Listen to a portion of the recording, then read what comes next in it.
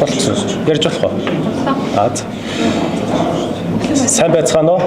Улсын хурлын даргын 85 дугаар захирамжаар байгуулагдсан ногоон санхүүжилтийн тогтолцоог боловсруулах ажлын хэсгийг ахалж ажилласан билээ.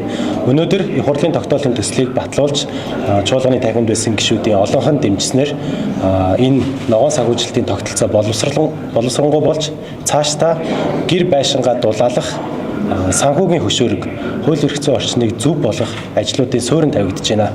Тэгээд энэ ажлын хэсэгт ажилласан нийт ажлын хэсгийн гишүүд болон манай ажлын алба мөн энэ Дулаанбаатар гэсэн иргэдэд зөв мэдээллийг олгох, өнөөдөр батлагдсан тогтоолын төслийн агуулгыг хүргэх, аж ахуйн нэгжүүдийн оролцоо, банкнуудын оролцоог илүү эрчимжүүлэх зорилгоор байгуулагдсан Дулаанбаатар аяныг дэмжиж оролцож байгаа бас манай дэмжигч гишүүд маань өнөөдөр хүрэлцэн ирсэн байна. Тэгээд бид энэ Дулаанбаатар аяныг 2028 он хүртэл тасралтгүй үргэлжлүүлнэ. Дулаан цаг ирсэн гээд 100 болсон гээд бид утаагаа мартаж болохгүй. Өвлөөс урьдчилж бид нар дулаалгын ажлыг эрчимжүүлэх ёстой.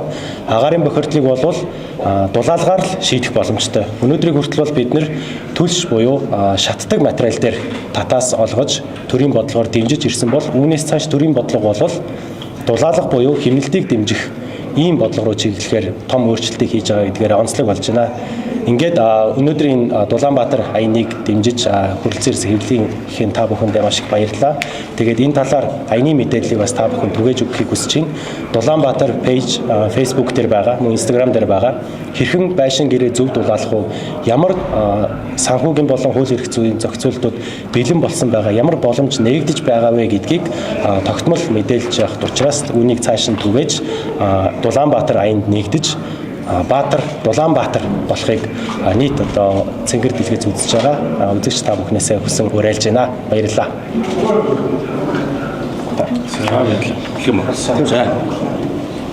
За. Бид нар ч одоо нутааны шийдэл яриад сүүлийн 10 жил түлших юм уу, байшин дулаалах юм уу гэ байнгын маргаантай явж ирсэн. Тэгээд энэ олон урт хугацааны төгсгөлд улсын хурал дээр ажлын хэсэг гараад энэ чиглэлээр мэрэгсэн лувсан жамцгч бахлаад тэгээд ерөөсөө энэ ногоон зээлийн их үүсрүүд гэж дэлхийд харих гарч ирж байгаа. Энэ их үүсвэрийн дийлэн хийг буюу 80-аас доошгүй хувийг нь дулаалгатай холбоотой санаачлалуудад зарцуулъя. Ямар байшинг хэмжээний дулаалгыг дулаан гэж үзээд ногоон зээл өгөх нь зүйтэй вэ гэсэн агуулгатай ийм тогтоол батлагдлаа. Тэгээ хоёр тогтоол сүүлийн үед чухал хоёр тогтоол батлагдсан. Нэг нь бол утааны талаар сонсголын үр дүнд гарсан ажлын хэсэг түлшинд утаа гаргадаг 100-нд төсвийн мөнгө зарцуулахгүй гэж 6 сарын 5-нд батлагдсан. Хоёр дахь нь өнөөдөр батлагдж байна. Энэ бол дулаалга тавтаа тухтай орчинд байхад тэр ногоон хөгжлийн их усрүүдэд ашиглая гэдэг. Тэгээ энэ урт удаан хугацааны яриа энэ олон мэрэгчлэнүүдийн ажилласан ажлын үр дүн явсаар байгаад улсын хурлын тогтоол ууж гарч байгаад баяртай байна. Дулаанбаатарын төлөө. Тэгэхээр өнөөдөр манай лувсан жилцгчний ахалсан ажлын хэсгийн үр дүнд, ажлын үр дүнд хурлын тогтоол батлагдлаа. Тэр зэрэг одоогоос яг 8 жилийн өмнө Монгол Улсын ерөнхий сайдын захирамжаар гарсан ажлын хэсэг би бас энд ажиллаж байлаа. Энэ утааг багасгах 4 арга замыг заасан бөгөөд тэр 4 арга замын нэг дээр нь дулаалгын асуудал тавигдсан юм а. Тэгэхдээ тухайн үед энэнийг ард түмэн бол төдийлөн сайн хүлээж аваагүй. Яагаад гэвэл гэрээ дулаалах, гэрийн бүрээс тараах замаар дахиад бахан мөнгө өрөх юм байна гэж ойлгосон. Тэр засаг бол төдийлөн ойлгож дэмжээгүй явж ирсэн юм а. За тэгэхээр тэр үед бол одоогийн бидний яриад байгаа ногоон санхүүжилтийн тогтолцооч байсангүй. Өнөөдөр энэ бүхнийг ойлгож мэддэг хүмүүс манай энэ төр засагт гарч ирээд энэнийг одоо бодиттой ажил болгох энэ санаачлагыг хэлүүлээд явж байгаас баяртай байна. Тэгэхээр 28 он гэхэд дулаалгын ажлын үр дүнд бол Улаанбаатар хотын утаа эрс багасна гэдэгт бол итгэж байна. За чихрийн дахиад орчлуулж. За өнгөрсөн шүү. Харагдах уу? Ингэчгүй би. За ингэ сонсогдсон шүү дээ тий.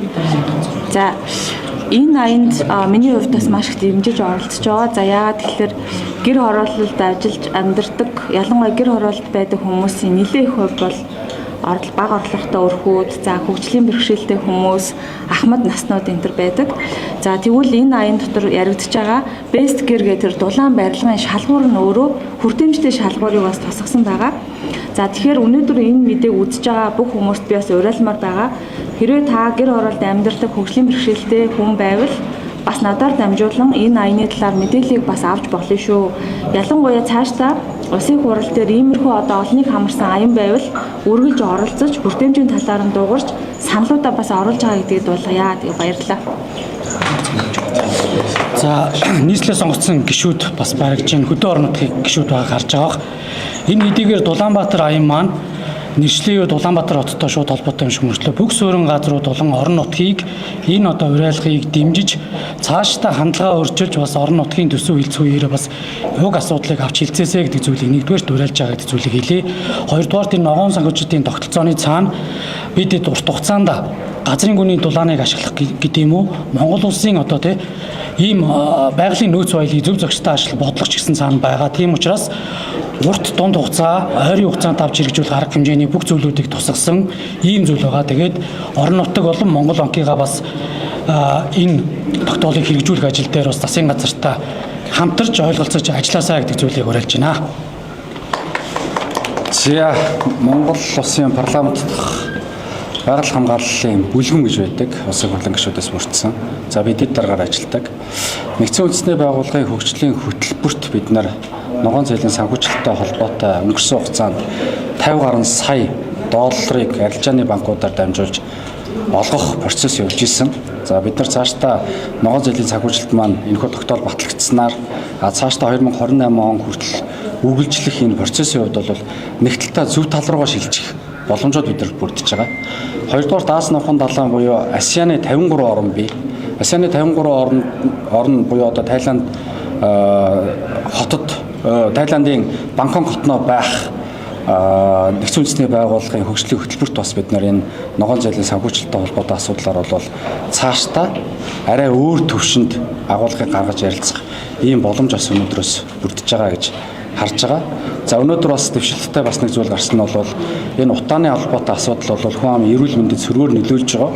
За дээрэс нь бол салбар дундын харилцаан дээр орхигддог маш олон асуудлууд түүн дотроо хууль эрхцэн орчны асуудлууд бол нэг мөр шийдэгдээгүйтэй холбоотойгоор асуудлууд үүсдэг. За өнөөдөр бол бас нэг тэмдэглүүлжтэй зүйл болсон нь улсын хурлын даргаад бол байгаль орчин хүнсэд аж ахуйн байнгын хороонд дэргэд агаар орчны бохирдолтой тэмцэх дэд хороог байгуулах ийм одоо хуулийн төслийг улсын хурлын тухай хуулинд нэмэлт өөрчлөлт оруулах хэлбэрээр бол нэр бүхий 12 гишүүн бас өргөн барьсан байна. Энэ маань бол цаашдаа энэ Улаанбаатар биш Дулаанбаатар болох иргэд маань санхүүгийн өөрсдийн ариулан хэмнэлтийг өөрсдөө үлдээх.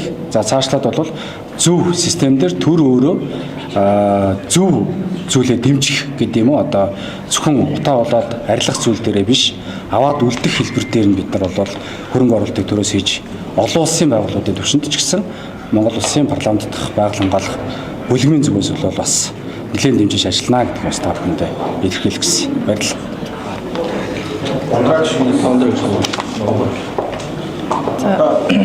Та бүхэндээ энэ өдрийн минь төргий.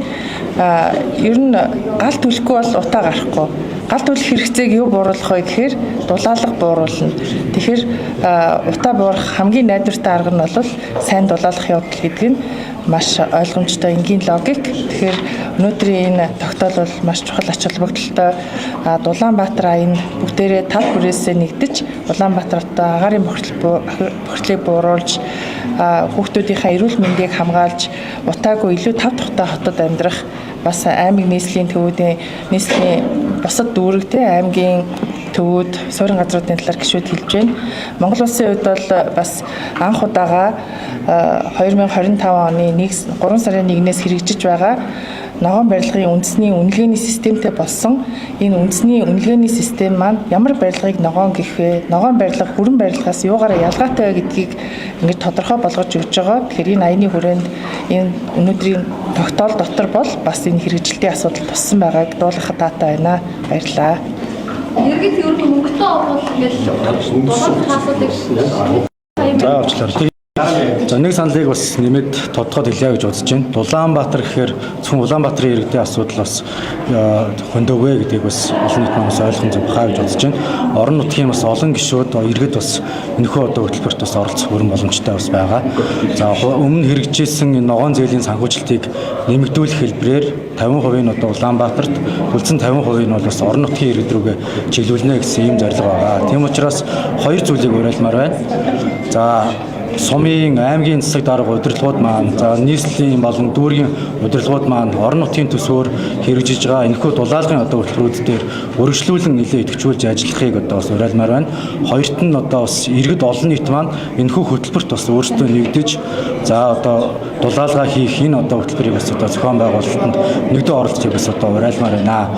Сүүлийн үед бол одоо их хурл энэ одоо засгийн газрын түвшинд дандаа сөрөг бойкот хийсэн, эсэргүүцсэн ийм одоо бас хувц сунар байдаг юм уриал узан барьсан акцууд бол хийгддэг бол энэ удаад бас ийм эерэг агуулгыг нийгэм түгээсэн хамтдаа асуудлаа эрэмблээд тодорхой одоо шийдлийн төлөө иргэдэн төр засаг нь за мөн одоо олон улс болон одоо бусад хувийн хөгжлөхнийг бас уриалсан ийм одоо бас хөтөлбөрийн агуулга явж байгааг бас одоо хэвлэл мэдээллийнхэн олон нийт маань бас илүү түгээн дэлгэрүүлж ихийг бас одоо хүсмээр байна. За би ихлээр нэг талархал хэлэх гэсэн. Энэ ажлыг их хурлын тогтоолын төслийг батлуулахын тулд маш их ажил орсон. Зөвхөн улсын хурлын гишүүд гэлтгүү, ажлын хэсгийн гишүүд гэлтгүү, аж ахуйн нэгжүүд, төрийн бас байгууллагууд маш их тусалцаа үзүүлсэн.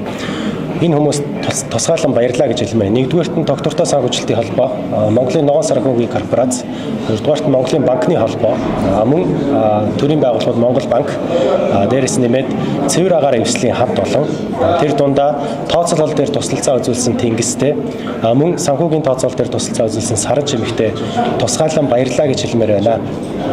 Аяны өрийн 170 мянган айлыг одоо дулаална гэсэн байна.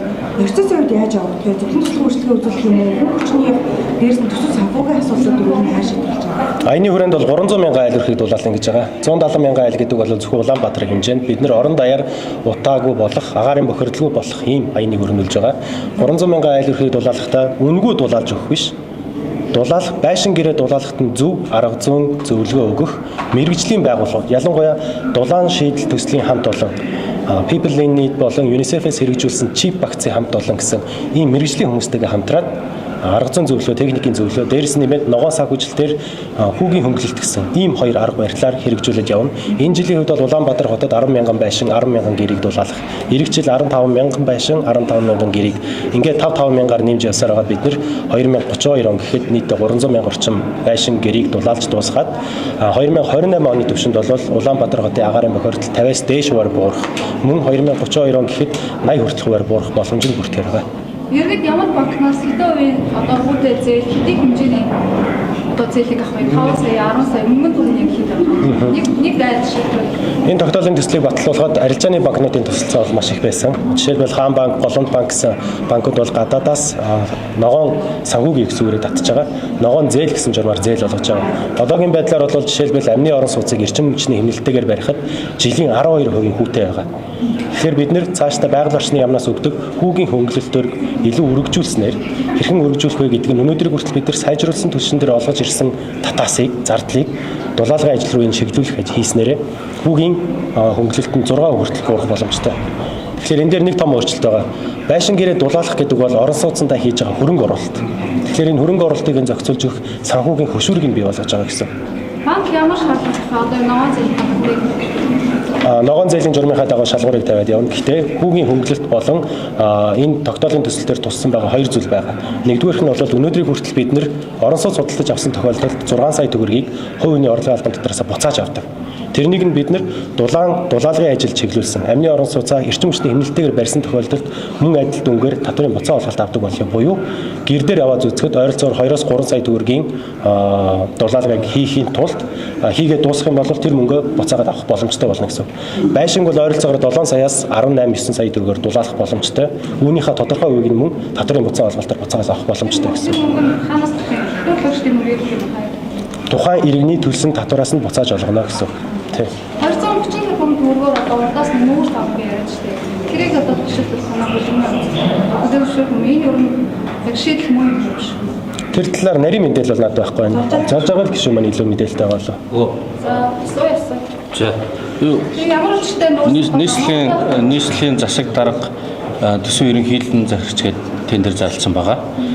Тэгээ тэр нь болохоор орчны бохирдлын үндэсний хорооны 5 дугаар сарын 19-нд гаргасан чиглэлийн дагуу юм байна лээ.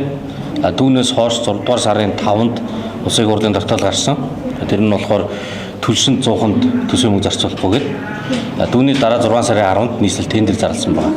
Тэгэхээр нэг талаасаа их хурлын тогтоолоос зөрүү зарласан юм шиг нөгөө талд бол тэрнээс өмнө гарсан үндэсний хорооны даалгаврын дагуу хийсэн гэж байгаа. Байр суурийн хувьд бол одоо энэ мөнгийг дулаалгад зарцуулах хэрэгтэй байна.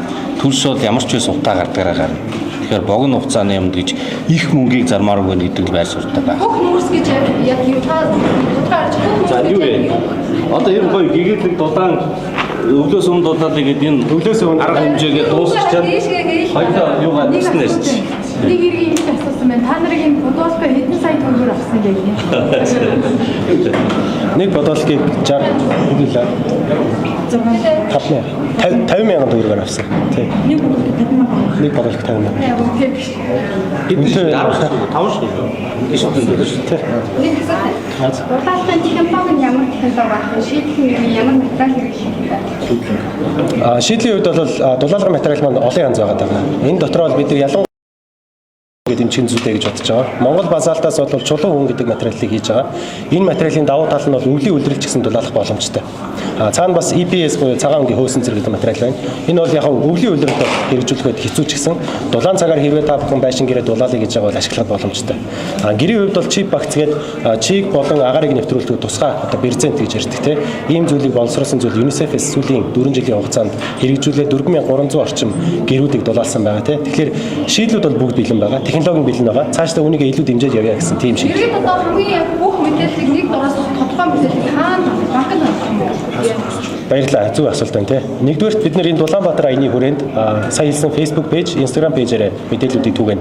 Хоёрдугаарт бид нар яг энэ дулаалгын ажил, энэ тогтоолын төсөл юу хийх гээд байгаа, ямар бололцоо бий болгоод байгаа гэдгийг банкны зээлийн эдийн засагч нартай мэдээлэл өгөх сургалтуудыг зохион байгуулна. Тэгэхээр та бүхэн хэрвээ энэ сургалтууд маань жигдрээд явах юм бол альва ногоон зээл олгодог арилжааны банкн дээр очиод байшин гэрээ дулаалгах зээлийн талаар мэдээлэл авах бүрэн боломжтой болно. Тэгэхээр төлөвшлийн ухаан таас когссон ч бол нэг төрлийн бас төвшил юм шүү. За энийг төлөвлөхгүй гэж байгаа бол одоо юм хэрэгж байгаа шиг төвшил гэдэг байгаа юм. Орон юм юу төлөж байгаа яг төлөвлөхийн дээр шийдэл гаргасан. Тийм. Цаашдаа төлөх зүйлийг төрөөс дэмжихгүй гэдэг тийм баян. Цаашдаа бол дулаалагыг л төрөөс дэмжинэ. Тэгэхээр та бүхэн халаагаараа халаалтын технологио ямар төлс хэрэглэхээр иргэд оршин суугчид өөрсдөө сонгосон оновчтой гэсэн тийм зүйл байна. Зээл хизээ сонгох бай. Одоо ногоон зээл бол олгогдож байгаа. Цаашдаа энэ хэмжээг нь ихс болгоё, хөнгөлөлтийг илүү өргөжүүлэх гэсэн тийм зохицуултыг тусгаж байгаа гэсэн. Зөвлөх үйлчлэгийг зарцуул. Одоо энэ зөвлөх туслах мэдээлэл өгөх сургалт хийхээр урлаа авчих шүү дээ. Банк хийх юм уу яа? Баярлалаа. Их гоё чухал асуулт байна. Монголын ногоон барилгын хүрээлэн болон шутис мөн Монголын архитектурын үйлдэлүүдтэй яриад одоо байгаа архитектор инженерүүд маань өөрсдөө ногоон барилгын шалгуур гэсэн бест гэсэн батлагдсан стандарт байгаа. Энэ та бүх маань сургалтанд хамрагдаач хийгээд одоогийн байдлаар энэ хаврын сургалтанд 56 архитектор инженерүүд хамрагдаад өчигдрийн байдлаар 16 нь бол тэнцсэн гэж байсан. Тэгэхээр цаашдаа бид нэр архитектор инженер хүмүүс, барилгын баригадын талбай инженер хүмүүс бүгдээрээ энэ ногоон барилгын стандарт гэдэг зүйлийн сургалтанд нь суугаад өөрөө анханасаа 6 төлөвлөлтөө өөрөө барихтаа тэр хяналтаа тавиад явчих боломжийг бүрдэх хэрэгтэй гэж байна. Тэгэхээр энэ зөвхөн иргэд оршин суугчдаас гадна архитектор инженерүүдийн оролцоо маш чухал байгаа. За баярлалаа. За баярлалаа.